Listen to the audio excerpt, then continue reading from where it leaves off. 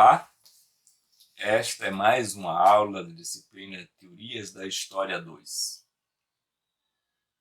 O autor que vamos abordar hoje é um historiador, a meu ver, exemplar, paradigmático.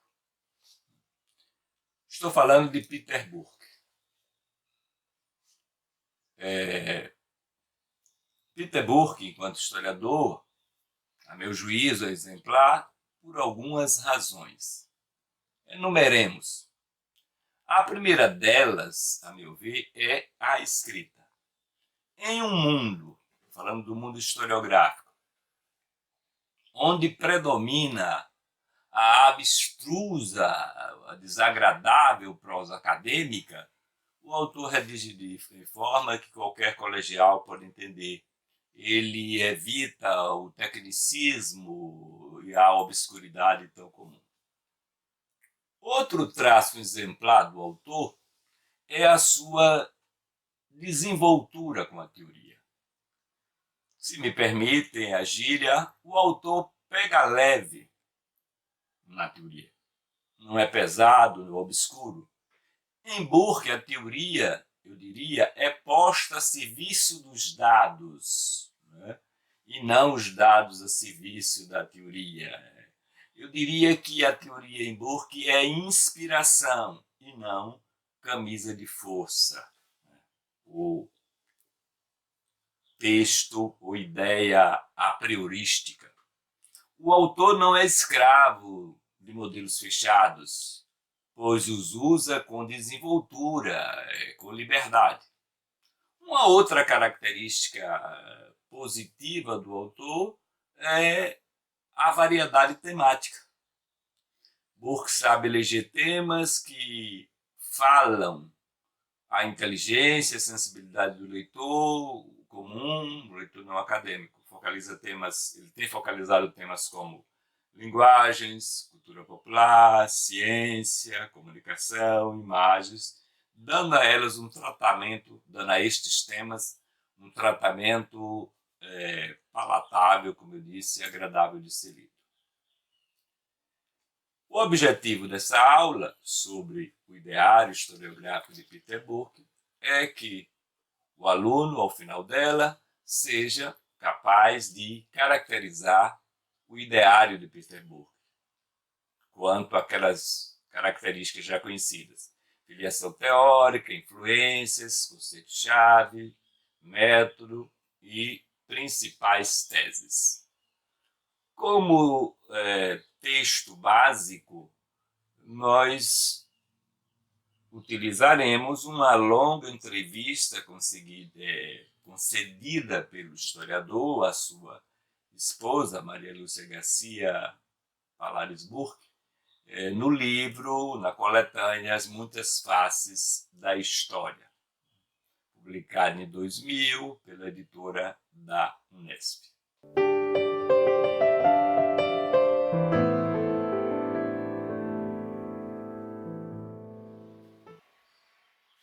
Falemos mais um pouco sobre o autor.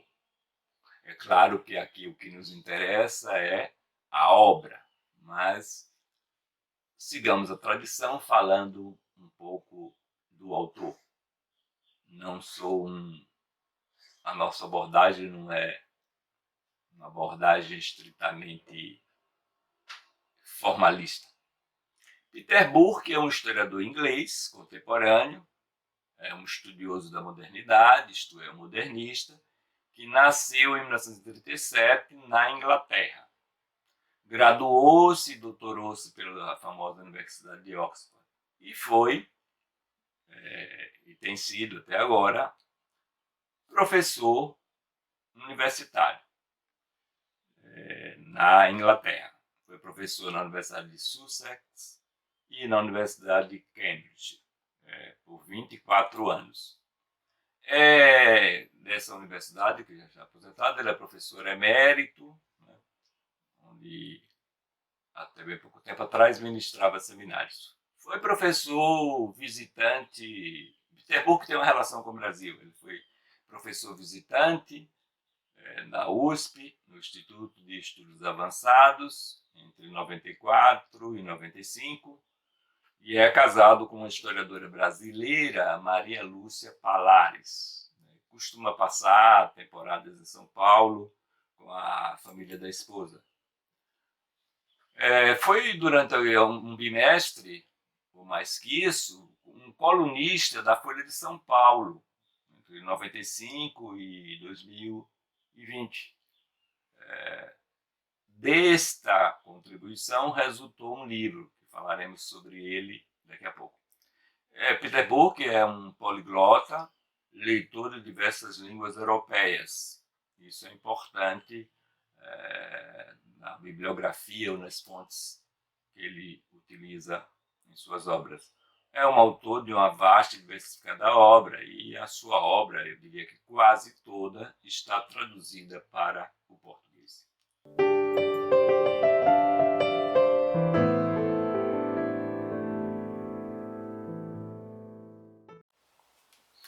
Prosseguindo a apresentação preliminar do autor, consideremos agora a temática perseguida pelo autor e listemos as suas principais obras. A temática perseguida por Peter Burke é, como já falei, variada.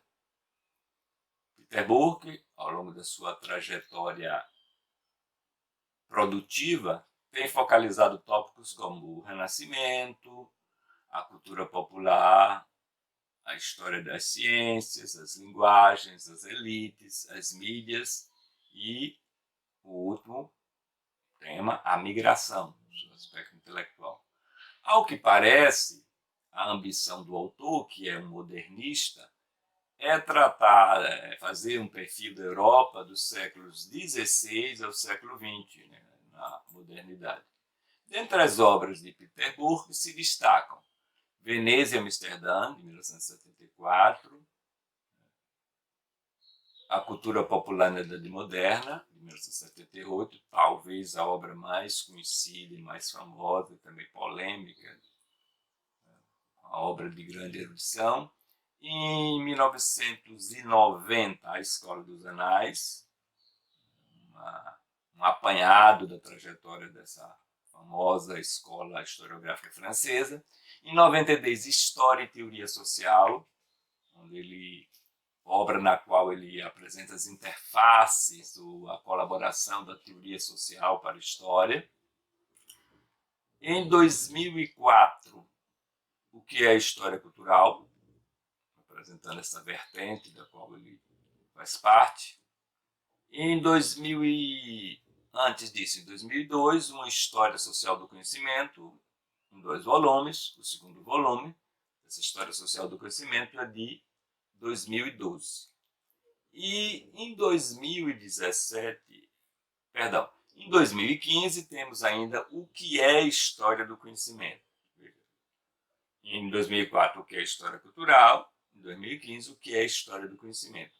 E, por último, mas não menos importante, a última obra que eu tenho notícia é Perdas e Ganhos, falando do papel da migração dos imigrantes na renovação intelectual do mundo, né? Essas trocas intelectuais provocadas por intelectuais e migrantes.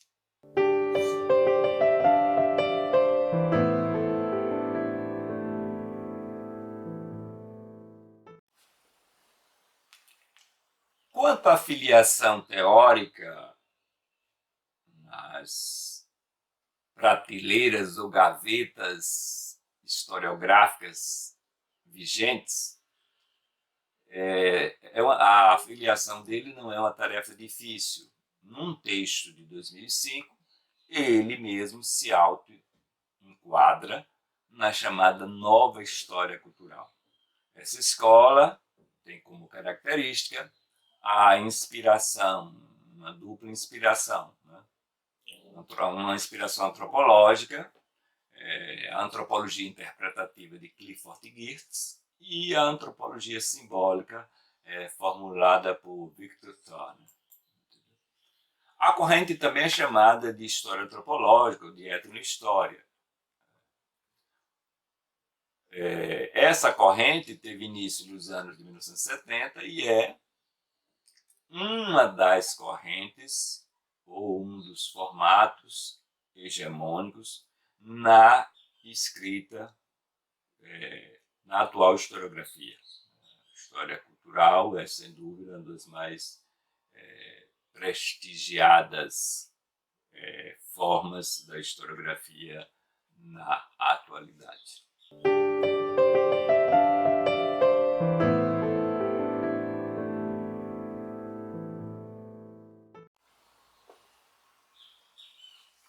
No capítulo das influências, Peter Burke confessa que bebeu água em diversas fontes, o que mostra, mais uma vez, no bom sentido, ecletismo do autor. Ele manifesta dívidas com autores, com autores como Burckhardt, Jacob Burckhardt, Johann Huizinga, Max Weber, Fernand Braudel e Clifford Geertz. Com Burckhardt e John Huizinga, pais da chamada história cultural clássica, ele aprendeu a focalizar a cultura como um sistema simbólico, como uma teia de significados, signos mais que coisas. Essa é a pegada que também se manifesta na influência antropológica. Com Max Weber, o historiador inglês aprendeu a cultivar a história comparada, falando Weber, historiador. E com Fernand Braudel, particularmente, diz ele, o Peter Burke, ele aprendeu a ideia de uma história total, historiar todas as dimensões humanas. Peter Burke também se diz muito marcado pela influência do antropólogo Clifford Geertz. Assim, ele, como Geertz, encarna a ideia, por influência de Geertz, ele encarna a ideia de tomar a historiografia como tradução, ou seja, uma visão semiológica da historiografia.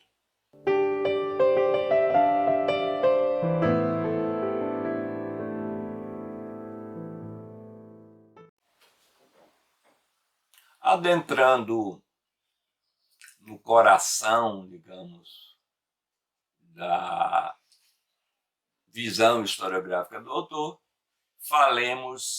consideremos o arsenal conceitual acionado ou utilizado por Burke.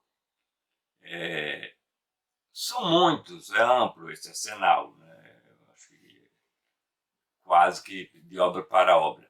Todavia, no elenco, vamos destacar alguns, como elite, poder, cultura popular, centro e periferia. Comecemos pelo conceito de elite em Peter Burke. Elite, um conceito sociológico, claro, designa os estratos superiores de uma sociedade. Superiores no sentido de bens materiais ou simbólicos, tanto no plano prático quanto no plano simbólico. O conceito se opõe, é claro, à elite massa. A noção de elite é utilizada em Peter Burke, por exemplo, ou sobretudo em seu livro Veneza e Amsterdã, de 74. O conceito sociológico de elite tem como um dos seus pais o sociólogo italiano Vilfredo Pareto. Poder, outro conceito-chave acionado por Peter Burke, o que é o poder? Uma força, é a força diferenciada que indivíduos ou grupos possuem nas inter-relações sociais. Isso que é poder. Burke, talvez influenciado por Foucault, embora essa influência não seja confessada ou manifesta, até onde eu sei, entende o poder como polimorfo e onipresente. Deste modo, o poder não é somente político ou econômico. O poder, para Peter Burke, é também simbólico ou cultural. Dessa forma, o poder do Papa não é da mesma natureza que o poder de um presidente dos Estados Unidos ou o poder de um astro de futebol. Por outro lado, nesta concepção, o poder não se concentra exclusivamente no Estado, mas está espalhado em voltagens desiguais por toda a sociedade. A noção de poder é acionada por Peter Book, sobretudo na obra que eu esqueci de mencionar, A Fabricação do Rei, de 1992. O par centro e periferia é um outro conceito muito utilizado pelo autor. A noção não remete exclusivamente à geografia, ao espaço, ela diz respeito, mais uma vez, à desigual espacial, desigual distribuição de poder e de prestígio. O centro sempre diz respeito aos polos dominantes, difusores, hegemônicos, enquanto a periferia conota subalternidade e grau menor de prestígio. Pensem como exemplo deste conceito de centro-periferia, o centro-periferia de uma cidade, ou a hierarquia entre os países. Exemplo, dos Estados Unidos, Ruanda. O conceito foi utilizado por Peter Booker em sua obra sobre o Renascimento Europeu.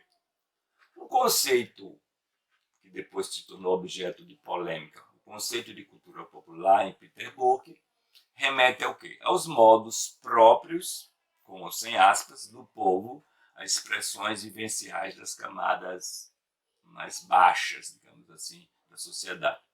A noção é o objeto principal de uma obra muito famosa, como já disse, a cultura popular na Idade Moderna, publicada pelo autor em 1978.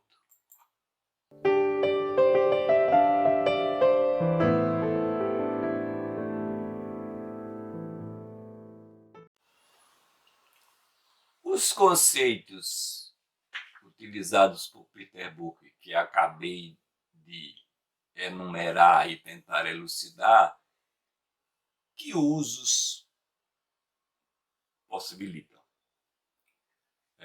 Os conceitos utilizados por Peter Booker, lembrando que não são conceitos assim, de fabricação do próprio autor, mas um utilizador.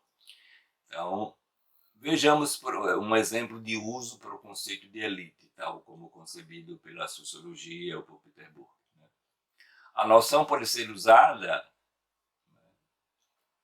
numa multiplicidade de objetos. Por exemplo, creio que se pode utilizar ao modo de Peter Booker o conceito de elite para estudar um grupo social como o clero brasileiro na era colonial.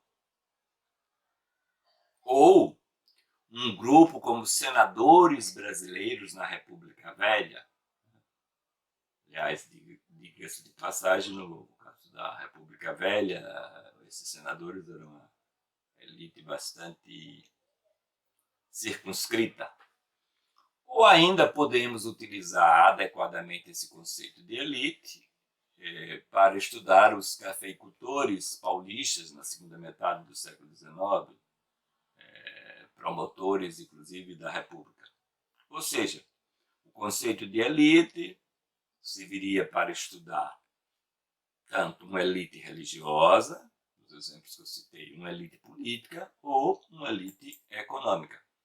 Já o conceito de poder, que diz respeito, como eu já disse, à capacidade diferenciada de indivíduos ou grupos de efetuar suas demandas, ele pode ser utilizado para estudar, por exemplo, a atuação dos coronéis no Brasil, da República Velha ou no Sergipe em particular.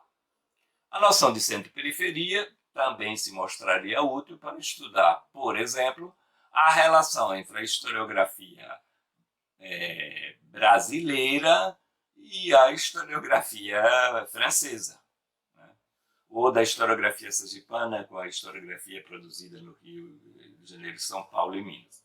O conceito de cultura popular, polêmico, como eu já disse, pode ser utilizado para nomear, designar e explicar fenômenos como o cordel, a quadrilha ou a chamada música folclórica.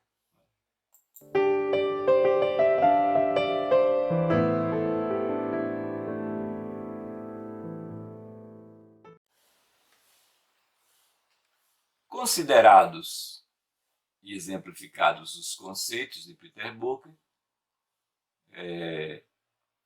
falemos agora do seu método, do seu aporte, da sua abordagem. No plano metodológico, Peter Burke é um adepto, confesso, da historiografia como tradução, ou para usar o termo técnico, heteroglossia. Ou seja, ele vê o passado como algo estranho, outra língua, outro código. E o historiador é um tradutor. E como tradutor, deve decodificar a língua do passado, decifrar e depois traduzir para o presente, tornando o estranho familiar, como faz o antropólogo, como pretende fazer o antropólogo. Assim, o que significava para os inquisidores a prática da tortura dos hereges? Certamente não é a mesma coisa de uma tortura num regime autoritário ou uma ditadura contemporânea, embora a palavra seja a mesma. O historiador, para Peter Burke, é também, sob outra faceta, um intermediário entre dois mundos, o presente e o passado. A sua função é fazer o passado inteligível aos olhos do presente, decifrar o passado, elucidá-lo. Como tornar inteligível, quer dizer, compreensível às pessoas de hoje a ideia da boa morte na cristandade medieval? Ou, ainda falando de morte, a bela morte da antiguidade. O historiador teria como função fazer com que esses fenômenos da boa morte, da bela morte na antiguidade e na Idade Média, esses fenômenos sejam compreensíveis para nós. A função do historiador, portanto, no entender de Peter Burke, é traduzir a fala do outro. O discurso do passado, as expressões dos mortos. No entender do autor, o historiador, como já disse, pratica a heteroglossia, ou seja, a fala do outro, traduzindo-a, tornando compreensível a nós, pessoas de outra época, pessoas de outra cosmovisão. A heteroglossia implica vozes variadas e a necessidade de uma tradução, me perdoe a redundância, uma tradução intercultural. Sobre isso, o autor escreveu um grupo, abro aspas, um grupo substancial de estudiosos atuais considera o passado como um país estrangeiro. Essa é uma analogia muito importante, né, numa vertente da historiografia contemporânea, a qual está ligada o nosso autor Peter Burke. Repito, abro aspas, um grupo substancial de estudiosos atuais considera o passado como um país estrangeiro e julgam que a sua tarefa, a tarefa do historiador, é interpretar a língua da cultura deles, das pessoas do passado, em termos literais ou metafóricos. Como procede o historiador tradutor? Imaginemos, para ilustrar, um estudioso frente ao fato histórico como a sagração de um vassalo. O ritual, aos nossos olhos, é completamente opaco, obscuro, sem sentido, enigmático. Cabe ao historiador intérprete decifrar aquele ritual, traduzi-lo para que ele passe a ser algo significativo para nós. O que cada gesto daquele rito significava no contexto daquela época e daquela sociedade. Cabe ao historiador responder a esta indagação. O historiador, para Peter Burke, é, dito de outro modo, um hermeneuta das culturas passadas, tal como, daí a influência da antropologia, tal como um antropólogo ou etnólogo o é das sociedades exóticas. Tomar a historiografia como tradução implica conceber o passado, essa também é outra metáfora, outra analogia muito poderosa nas ciências sociais contemporâneas, tomar o passado como texto, a ser decifrado, a ser decodificado. Sobre isso há um interessante texto do Clifford Geertz chamado Mistura de Gêneros, um artigo que está no livro Saber Local. Pode-se dizer que Peter Book se encaixa, digamos, nessa virada hermenêutica vivida por uma parcela da historiografia atual. Também podemos designar o método autor como morfológico. As obras de Peter Book, nas obras de Peter Book quase não há lugar para a narração. Geralmente nós temos as descrições sincrônicas ou morfológicas. Historiar para Peter Book é, em grande medida, configurar formas sociais pretéritas. Isto mostra nele a influência exercida pela sociologia.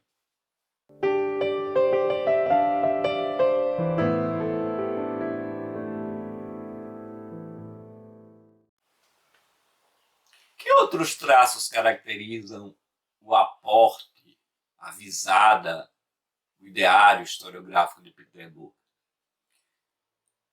O primeiro deles, já mencionei en passant, o sincretismo teórico. Isso é assumido por ele, aqui não tem o sincretismo teórico, não é algo pejorativo. Peter Book se caracteriza, confessadamente, pela prática de um sincretismo teórico assumido e desenvolto. O autor também mantém com as teorias uma relação, digamos, por conta desse sincretismo, ele mantém com as teorias uma relação, digamos, pragmática, utilitária. Usa as teorias na exata medida de que elas servem. Não se põe a serviço delas a prioristicamente ou como um princípio de fé. Ele põe as teorias ao seu serviço, usando delas com muita desenvoltura. Aqui, um fenômeno histórico demanda uma noção de Freud. Ele usa Freud. Acolá, um conceito de Marcel Mauss. Ele utiliza. E se carece de um conceito de Karl Marx, também Burke não tem pejo de utilizá-lo. Eu diria que para Burke, as teorias devem ser utilizadas pela fecundidade explicativa e não pela fidelidade aos autores, como comumente ocorre, enquanto senha de grupo, o sinal de pertencimento a uma seita teórica. Olhem, eu sou marxista, eu sou estruturalista, Foucaultiano, sou fiel seguidor de Chartier, de Ginsburg ou de outra divindade estrangeira. Outra característica, também já mencionando passando, é a abordagem transdisciplinar, ou a variedade de estilos de abordagem. O método do autor varia de objeto para objeto. Às vezes toma um feitio sociológico, outras vezes mais antropológico. Em outros casos, é psicanalítico, até o psicológico. Ao que parece, aqui também se manifesta o sincretismo desenvolto do autor. O historiador Peter Book parece mais guiado pela natureza do objeto do que pela fidelidade a uma filosofia. Parece guiado pela funcionalidade, pela utilidade. Isto funciona? Serve aos meus propósitos? Contudo, apesar da variedade de influências disciplinares, o autor parece gostar muito da descrição tipológica de feitio sociológico. O modelo tipológico, utilizado por ele, é visível na obra como Veneza e Amsterdã, a cultura popular na Idade Moderna, e no recente, Perdas e Ganhos. Uma outra característica, que talvez possamos frisar, embora já mencionada, é a focalização do sociocultural. A influência da antropologia sobre o fazer historiográfico de Peter Book acarreta essa consequência no campo temático. Os assuntos favoritos dele são da ordem do social, do cultural ou do sociocultural. isto é, remete aos aspectos da estrutura social ou simbólica. Peter Burke pode ser definido também como um historiador do sociocultural. Os temas estudados por ele até agora, como já falei, cultura popular, elites, imaginário, linguagem, conhecimento cotidiano, mídias, migrantes.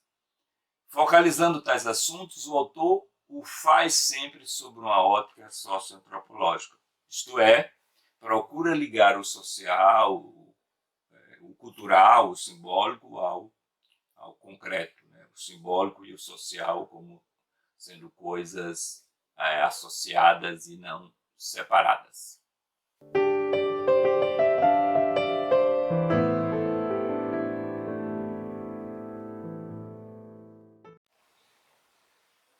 Enfim, como podemos sintetizar o que eu tenho chamado de ideário historiográfico de Peter Burke?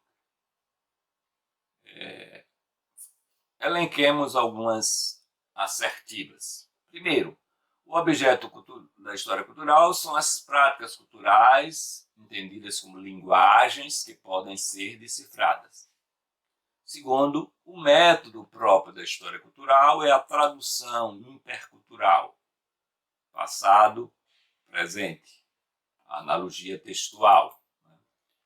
Na abordagem dos seus objetos, a história cultural é sincrética, adotando elementos de outras ciências humanas, antropologia, sociologia, sobretudo. Os atributos do historiador são a imaginação, a perspicácia e a sensibilidade. Peter Burke não cultiva da historiografia a ideia de para a historiografia a ideia de uma ciência pesada. 5. O historiador deve agregar, na abordagem, fato e teoria, o concreto e o abstrato. Em outros termos, a documentação e a imaginação. Por fim, 6º ponto, a função da historiografia seria, para Peter Burke, alargar o nosso universo cultural. É isso aí. Eis o ideário historiográfico de Peter Burke, em largos traços.